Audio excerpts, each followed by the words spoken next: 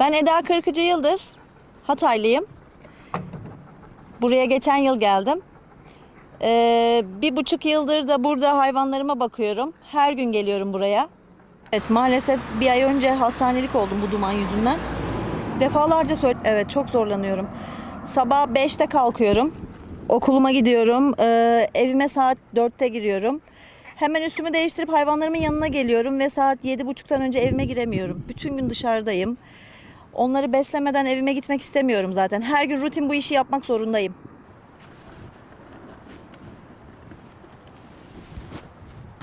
Ben Boğazköy'de öğretmendim. Her gün bu yolu kullanıyorduk zaten servisle giderken. Dolayısıyla burada hayvanlar hep yatıyorlardı, yolun ortasında uzanıyorlardı ya da araba çarpmış oluyordu bazı hayvanlara. Ben servisten inip o köpeği yoldan alıyordum. Bu şekilde dikkatimi çektiler. Hani sonra baktım soğuk, kar yağıyor. Bunlar karın altında, hiçbir barınma yok. Donarak ölen hayvanlar görüyordum. Belediyeye gittim, yardım istedim onlardan, kaymakamlıktan. Yardım ettiler, kulübeler yaptılar köpeklerime. Sonra ben onlara her gün bakmaya başladım. Her gün okuldan yemek toplayıp geliyordum buraya. Yemeklerini, sularını her gün veriyordum. Sonra zaten hayvanları keşfettim. Öğrencilerime de bu duyguyu, bu duyarlılığı yaratmaya çalıştım onlarda da. Onların gözünün önünde, yapma anneciğim. Onların gözünün önünde yaptım bazı şeyleri. Hayvanları sevdim, onlara yemek verdim, hastaları tedavi ettim. Çocuklarımda da duyarlılık oluştu. Benim amacım zaten burada yetişen nesillerin daha bilinçli, daha duyarlı, daha hassas olmalarını istiyorum. Özellikle doğaya karşı. Çünkü hepsi okumayacak bu çocukların. Hepsi doktor olmayacak, hepsi öğretmen olmayacak. Ama iyi birer insan olsunlar istiyorum. İyi birer esnaf olsunlar. İyi bir şoför olsunlar. İnsan olsunlar istiyorum. Ya benim kızdığım nokta şu. Buraya sürekli atılıyor bu hayvanlar. Hani neden onları atıyorlar? Neden bakmak istemiyorlar? Yani sahiplendirsinler. Sosyal medya üzerinden yazsınlar. Bu şekilde atmak çözüm değil. Attıkları hayvanların hepsi ölüyor burada.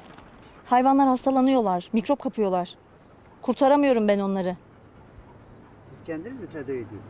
İlaçlarını alıyorum, veterinere soruyorum. İğnelerini de yapıyorum artık. Ama yine de olmuyor. Yine de kurtaramıyorum.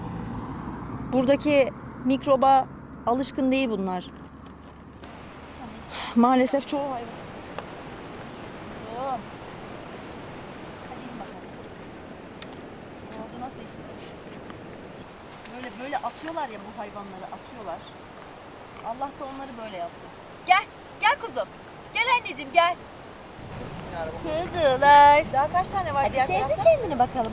Hadi sevdir kendini bakalım. 9 tane. Aferin kuzuma. Aferin kuzuma. Annesinin kuzusu. Sen sevgimi istiyorsun anneciğim. Severim ben seni. Çok severim ben seni.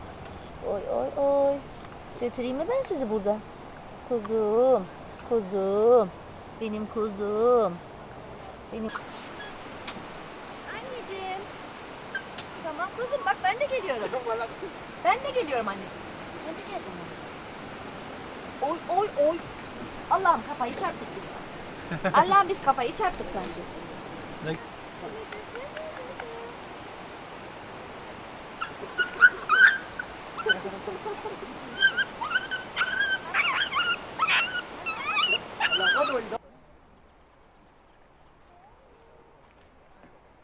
Bu maymunları kurtardığımız için çok mutluyum.